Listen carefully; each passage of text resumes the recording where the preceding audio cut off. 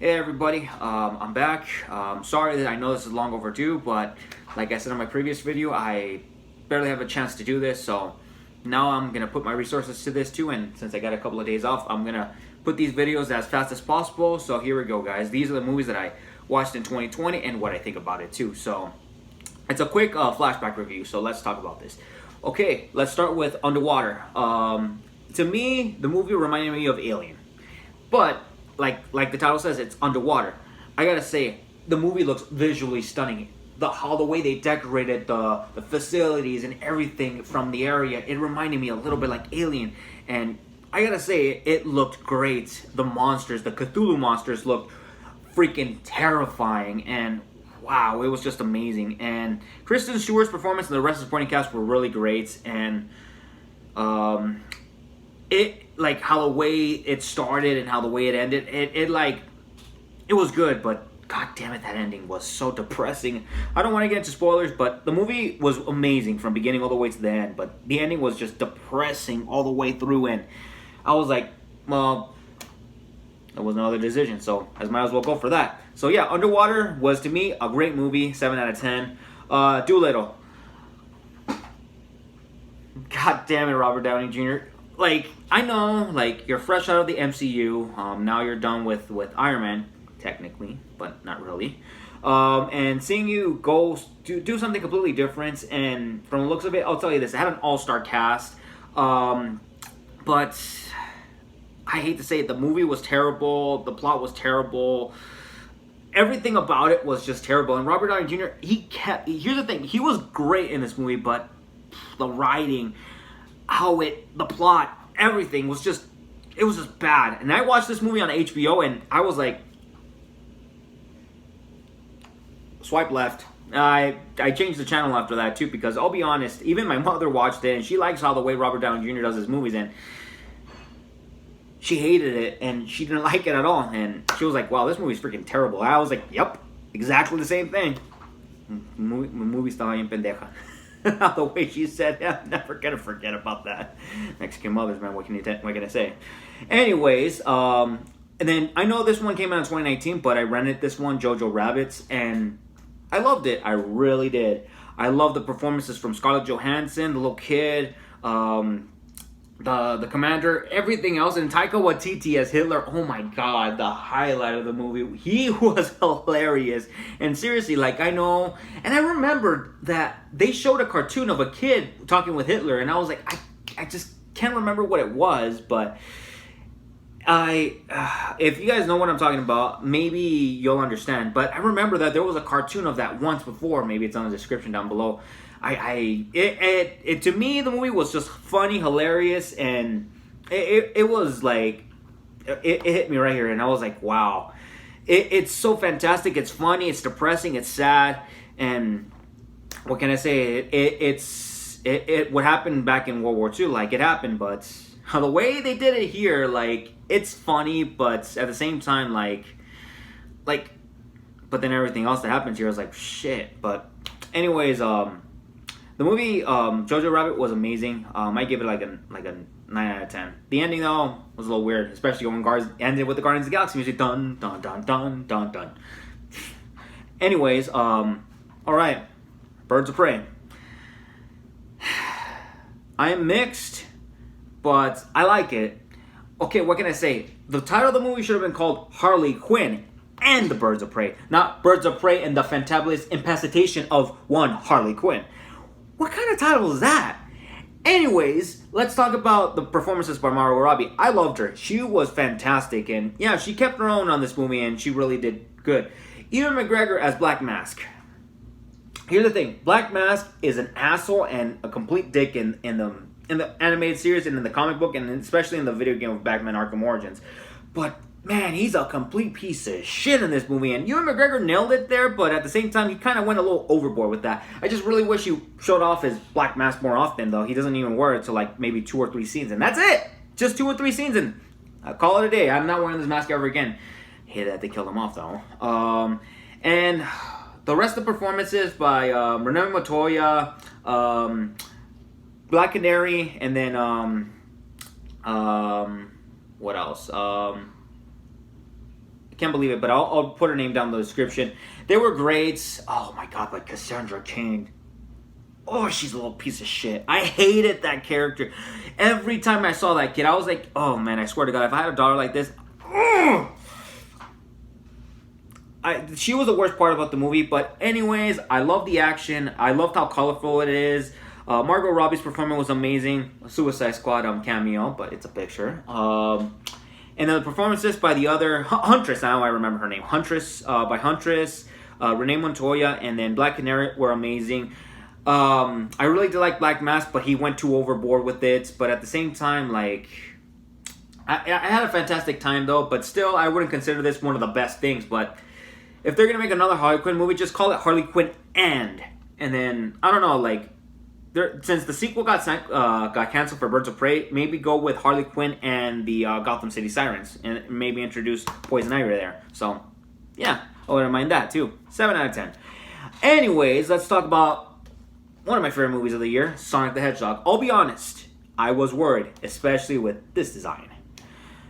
I was like mixed on it. I was like, you know what? As long as the performances by Jim Carrey, Ben Schwartz as Sonic, James Marsden as Tom Bukowski is gonna be good. And you know what? The fan base literally just went ape shit and just said, like, you know what? Please change it. And you know what? Jeff Fowler and the rest of the animators literally listened, even though the animators who redid Sonic got fired, which I'm kind of pissed off about that. But I hope they rehire them for the sequel, since they're currently doing that right now, which they wrapped up pre-production and now they're filming some parts in Hawaii. So yeah, and I'll be honest with you, I really love this movie. Ben Schwartz voicing Sonic was amazing. Jim Carrey, seeing him back to his full comedy, putting in Ace Ventura and The Mask in the middle of this movie. Oh my, and The Grinch too.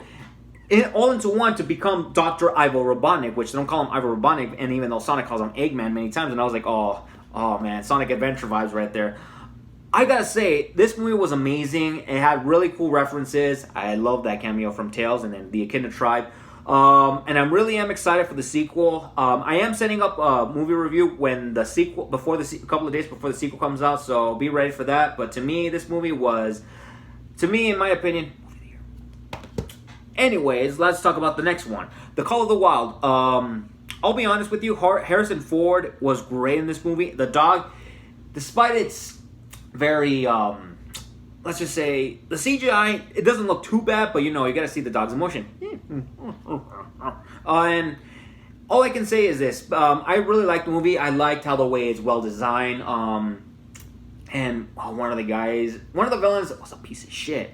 And all I can say is this, the movie was fantastic. It was visually stunning. The dynamic duo between Harrison Ford and the dog was the best part of the movie, and their journey, and then like, you know, trying to find, like, you know, like a place to like well suited for them, and then they find some good stuff. But in the end, it was a fantastic movie though. Kind of a sad ending, but it was a fantastic time. 7 out of 10. Anyways, let's move on to the next one, The Invisible Man. All I can say, wow, this movie. Here's the thing. Like, the trailer literally gave the whole plot away. And I was like, and it drops points on that for a few reasons. The Invisible Man, how the way it was promoted, was like, oh, this guy's using this. Oh, this guy's using that. Oh, maybe that and that. I was like, what the fuck? You guys literally just gave away the plot for no reason.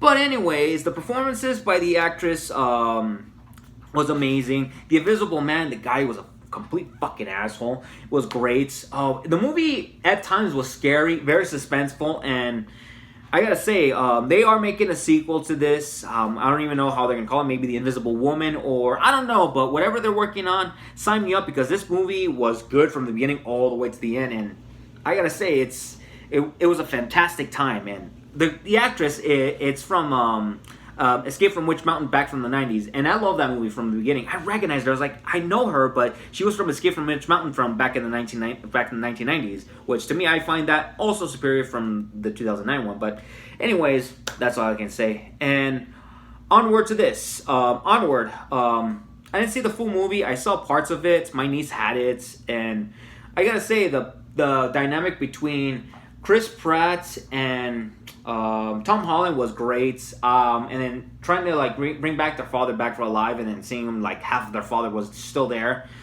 To me, the movie was funny. It was emotional. I hate to say this. I'm not gonna get into details because I didn't watch fully the movie, but I watched parts of it. But to me, I had a great time with it, and it was a good. It was actually a good watch. And to me, Pixar literally like had a winning game though. Except there was another one that came out too, which I didn't have a chance. But I'll cut to the chase. Soul, I did watch. I didn't see it, but when I have a chance, I'll watch it when I can. But Onward to me was a fantastic movie, but sadly I didn't watch the full thing. So maybe I'll watch the full experience. Maybe when I have a chance to watch it on Disney Plus. So, yeah. Anyways, let's talk about the way back. Ben Affleck here made a movie here where it kind of explains like like his drinking habits. A husband that lost I couldn't remember much about the movie, but he lost a child, and he feels responsible for for what happened, and the marriage was affected, and then here we get to see him coach a few kids, and he has habits of drinking and stuff like that, and I gotta say the movie was very emotional, and it's very sad, and it kind of describes here how much Ben Affleck is affected by this, especially his drinking, and it kind of shows how much he goes forward to this, but in the end, yeah. Anyways, next movie, Mortal Kombat Legends: Scorpion's Revenge. I watched this on HBO Max a couple of days before Mortal Kombat, and this is kind of cheating, but you know what? I'm adding this in because this came out in 2020. I thought, to me, the movie, it's a bloody animated movie done right, and shit's you get to see heads, spines ripped off, and damn, Sub-Zero literally killing off Scorpion's family. Fuck, that sucked. And to be honest, this movie was bloody violent all the way to the beginning, all the way to the very end, and I love the performances from each and every character. They are working on a sequel to this, but right now they're really quiet, and I would love to see more of it. To me, in my opinion, too. So yeah, to me, this movie is an 8 out of 10 to me, in my opinion. Let's talk about King of Staten Island. Pete Davidson.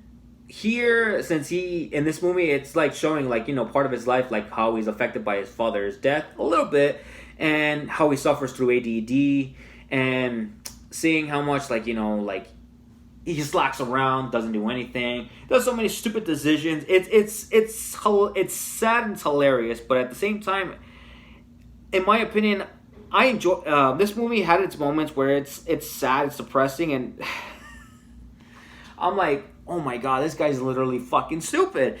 And I gotta say, I can't say much more about this movie, but I love Pete Davidson's performance here, how the way he does so many stupid fucking bad decisions in this movie, and it really made me laugh. Marissa Tomei was fantastic, and I forgot his name, but he was also fantastic too.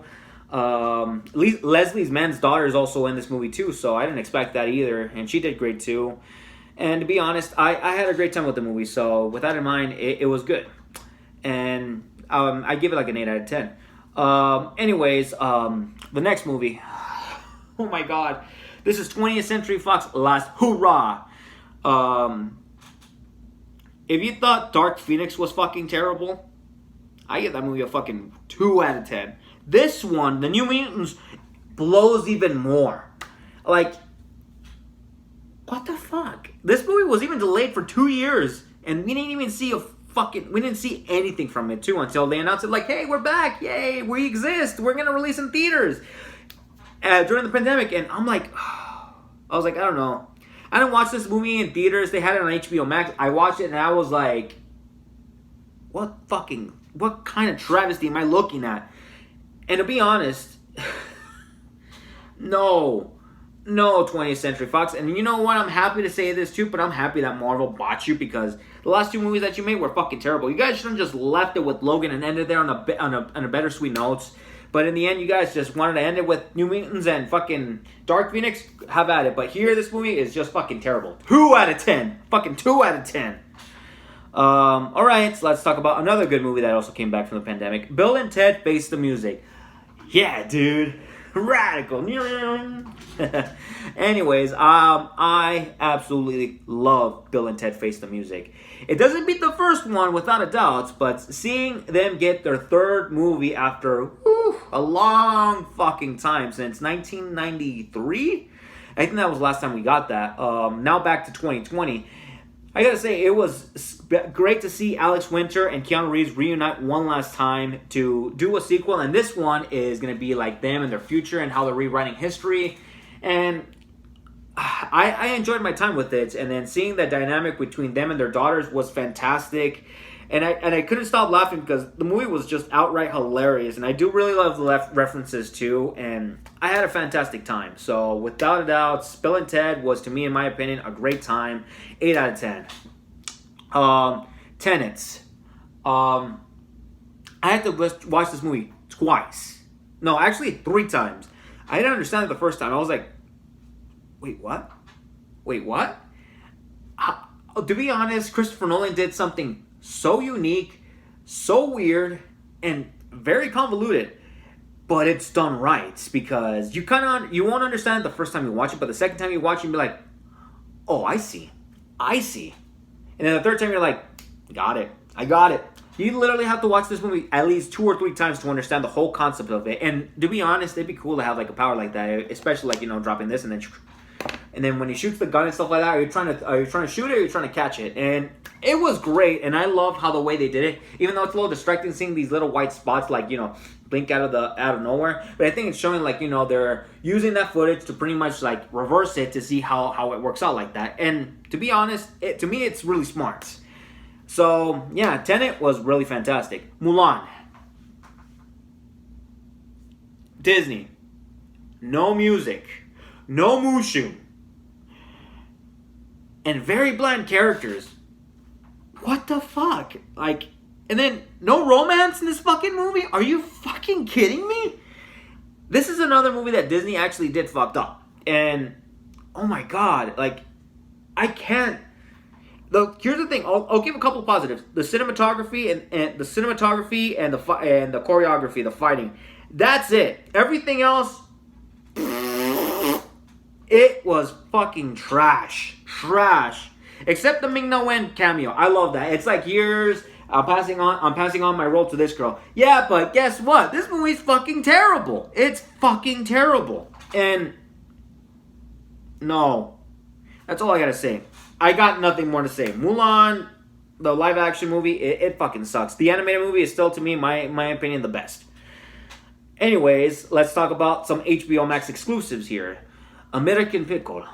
Seth Rogen, to me, hearing Seth Rogen in his Eastern European accent was fantastic. And then also playing dual identities of the great-great-grandson and then the great-great-grandfather, and being frozen in a pickle area and then just gets awakened back in 2019. And it felt a little weird. And I don't know, like, when I watched this movie, I was like, this movie feels a little dumb, but at the same time, it's done right, because, like, how... It's like seeing someone coming back from, like, the late 1800s, early 1900s, actually, and then being resurrected back in 2019, like, being frozen underneath a pickle barrel. And to me, I'm like, wow, he hasn't even aged a bit, but, movie logic. I thought it was great. I loved how the way that both characters, which is himself, is dynamic, and how they bitter rivals, and especially here it says, you like the American Pickle. And it was funny, it was great, it was emotional, and Seth Rogen playing dual identities was fantastic. To me, this movie was great, and I gotta say this too. And then, here's another HBO Max exclusive, The Witches. Fuck that movie. That movie beats Mulan by a mile. I'll give props to this. The visuals and the witch design look great, but everything else, the plots, the ending, the story, everything about this movie was fucking trash. Don't even bother watching this movie. The movie in Rotten Tomatoes, no, go even further down. This movie is a fucking 10% out of Rotten Tomatoes. This movie is fucking terrible. Yes, the visuals are cool and all, but the plots, the ending, the story, everything about this movie fucking sucked. And then Chris Rock, man, like, I don't know, man, like, no. No, this movie is fucking terrible. Don't even dare watch it. Worst movie of 2020 is that. All right, let's talk about Greenland. This is cheating too. This came out on HBO Max a couple of months ago, and I watched it. And I'll be honest with you, I really liked it. And to be honest, especially during this moment of which is COVID-19, which we're kind of getting back to normal, but we're not there yet. We're not exactly there yet. I really did like the movie. It's really good.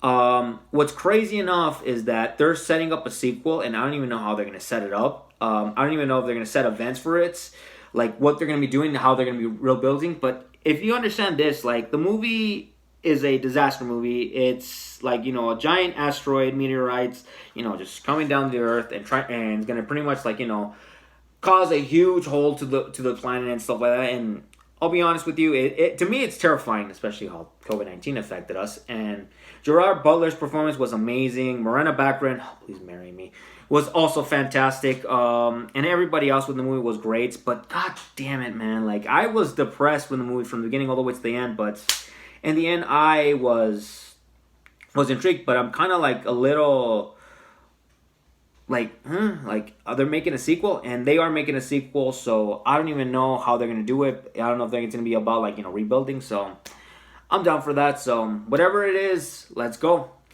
All right, let's talk about another good movie that I also did watch on well, I didn't watch it on HBO Max. I was interested because I saw early reviews of it, and everybody said this movie was gonna be terrible. But no, after watching it, it's not that bad. That is Monster Hunter. Monster Hunter. I am a huge Monster Hunter fan. I love Monster Hunter World. To me, in my opinion, it's one of the most greatest games that Capcom has made, and literally helped them from being bankrupt and losing their company completely. But to me, like, you know, Paul W.S. Anderson making another Capcom movie, but instead of Resident Evil, it's Monster Hunter. And I'll be honest, I was worried. And my God, was I wrong 100%. You know what? I'm an asshole, but I'm giving this movie the benefit of the doubt. This movie is fucking fantastic. This movie reminded me of Mortal Kombat 1995, but this one is in the Monster Hunter universe. I was gonna say Monster Universe. We'll talk about that later soon enough. And wow, the visuals of the monsters of Diablos, Dorodoros, I think that's the name of it, and then Diablos, Rodolos, and then Rathalos, and then Gormagala was absolutely amazing. And I don't know, because to me, one of the mistakes that Paul W.S. Anderson and also Sony did was, why didn't you guys release this on demand? They literally want to release this only for theaters. And to me, that was a stupid, dumbass decision. And the movie didn't make a lot, but the Blu-ray sales were exponential. Because I was literally looking for this and I couldn't find it, even though I'm trying to look for the box. Because I always carry the box for this. As you can see, like I carry a box for the movies. And this one did have it, but supposedly it was not included, so maybe soon enough, if I find one unoccupied, I'm gonna have to ask the guys that, you know, I bought this movie. I need it so I can, you know, because I'm a movie collector. As you can see, I collect movies. Anyways, the movie was fantastic. There was some bad writing, especially with the military guys. But to me, the movie, the action, the monster concept, it was fantastic, and I'm looking forward to the sequel if it does happen. Because I don't know, because the movie didn't make a lot of money, but the Blu-ray and DVD sales were up the roof. And I didn't see it on HBO Max because they said it's on HBO Max. It's not there, but I think it's either on Netflix or on Hulu, I think. All right, and now to end it with this one, Wonder Woman 1984. This was actually also another moment that I also was happy that I own HBO Max. After watching this movie, I really liked it. But the pacing in this movie is a bit slow. Very, very, very, very slow. It starts off strong, and it really does. But then after, like, the first act, like, you know, immediately starts, and then, like, there's not much action. There's character development. Oh, Steve Trevor's back. Character development. Until, like, nearly closing to the second act, that's when, like, we get action. I'm not saying I want a lot of action in a superhero movie, but it kind of lagged on with the pacing, and the pacing was just a bit off. Kristen Wiig, like, as much as I really wanted Charlize Theron to be Cheetah, Kristen Wiig felt a bit too hammy for the performances. But not only that too, Pedro Pascal as the villain here. Oh my god, like he was fantastic. I'll be honest. I'll grant you one wish.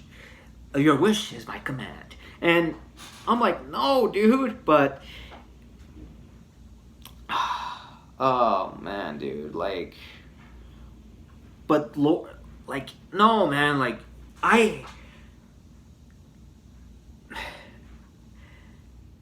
all I can say is this. I know I'm kind of like having a big brain fart, but I'm not having a brain fart. It's just that I want to protect this movie. I really do. I want to, but I can't because of many reasons. One, like, the villains, like, here's the thing. I like Cheetah, but Kristen Wiig, though, felt a little off with the character. Even though she did quite well, but I don't know. I couldn't see her as an intimidating villain. She was intimidating, but not as quiet, because I'm kind of like seeing her as a comedian, like, you know, fighting against a really, like, against another actress. But still, there was a cool moment, though, the White House scene, which was fantastic. And then Pedro Pascal's performance was also good, but a bit hammy how the way he is. Your wish is my command. And how the way he's acting like that when he's like, oh, I need more wishes. I need more wishes. Ah! I'm like, no, dude. But, and then also the pacing and lack of action, it affected the movie a lot. And seeing it on Rotten Tomatoes at 59%, I'm like, wow, that's kind of sad. And I don't know, like, I hope Wonder Woman 3 learns from what happened in the sequel. So I just hope it does something like that too. So, yeah. Anyways, all right then. What do I rate my movies? Okay, so I'm going to start with 10th place. In 10th place, I'm going to have to give it to King of Staten Island. 9th place, Wonder Woman 1984. Birds of Prey, number 8. Number 7, I had it here on my list. Where'd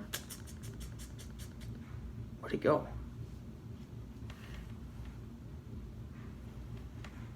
Oh, Underwater. Sorry, guys. Greenland, number 6. And then number 5, it's Monster Hunter. Number 4, Tenets. Number 3, Bill and Ted Face the Music. Number 2, The Invisible Man. And, of course, number 1, movie of the year, Sonic. Hey, I loved it. I absolutely loved it. I've seen this movie many, many times, and I'm excited for the sequel. So don't judge me. I'm a huge Sonic fan. Still, I'm kind of like feeling old now that Sonic's going to be turning 30 years old. So shit, that's the harsh reality of it. Excuse me, I had to burp. Anyways, guys, that is it for this video. Man, 30 minutes in already. And I said I was going to edit this one. But this one, I might not. But this one's going to be 100% confirmed. On the next one, I'm going to be talking about the games that I played in 2021. And the movies I watched in 2021. And then from there, we'll see what happens from there. Because I'll be honest with you guys, 2020 was a very harsh year for all of us, but while we're locked inside in our homes and then watching movies on demand, and like last 3 months we were watching whatever was left at the movie theaters, especially for these two, and this was the exactly last movie that I watched back in the movie theaters, which was back in March. I watched this movie twice and I fucking loved it, and I don't know, like, I just hope that now that things are picking up a bit, even though right now, as of today, I'm going to go pick up the vaccine and just go for it, because I really don't trust it, but fuck it. I want to have a future, and I don't want that other supposed virus that's happening in India not to affect me either. So anyways, everyone, I'll see you guys in the next video, and I'll be posting this soon enough. So Sonic the Hedgehog, man, I loved it, man, and I hope in the sequel they continue on too. And please, I hope Jim Carrey doesn't leave for the third movie. Please come back for this third one and make it a complete trilogy too. So I'm excited for what's in store for Sonic the Hedgehog in 2022, since it's 30 years old. Sonic Colors, the Ultimate Edition, which I never played Sonic Colors, and I'm looking forward to playing that. The Sonic Rangers, rumored Sonic Rangers game that's coming out. It's going to be a Breath of the Wild open world Sonic game. I'm looking forward to that. And I don't know, like, let's see what has in store. Well, anyways, and everybody, see you in the next video, and take care and get vaccinated if you can.